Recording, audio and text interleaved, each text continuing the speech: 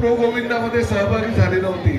पुढल्या वर्षी मीरा भाईंदरची किमान एक तरी टीम या प्रो गोविंदामध्ये सहभागी व्हायला पाहिजे असं आश्वासन तुमच्या वतीने मला द्या.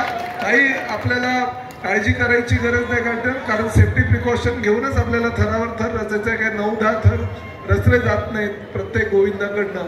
आज जय जवान गोविंदा पथकानं माझ्या संस्कृती युवा प्रतिष्ठानच्या दहीहंडी महोत्सवामध्ये 3 वेळा 10 थर लावण्याचा प्रयत्न केला. एकदा तर 10 थर लागले पण होते, परंतु ते कोसळले. 9 थर कित्येक मंडळांनी लावले, परंतु हळूहळू आपले मीरा भाईंदरचे हे गोविंद पुढे जात आहेत. हळूहळू हे मीरा भाईंदरचे गोविंदाचे 4 थर 5 थरावर 6 थरावर होते, ते आता 8 थरापर्यंत पोहोचले. माझ्या दृष्टीने ही अभिमानास्पद बाब आहे.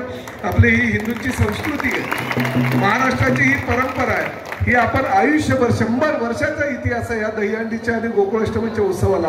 तो जो इतिहास आहे तो आपल्याला कायम ठेवायचा आहे. आपली ही संस्कृती जी आहे, परंपरा आहे, 7 समुद्र पलीकडे आपल्याला घेऊन जायचं आहे. हे ध्येय आणि हे उद्दिष्ट मनामध्ये ठेवा आणि पुढल्या वर्षीचा आता विचार करा. परत एकदा आपल्या सगळ्यांना खूप खूप शुभेच्छा.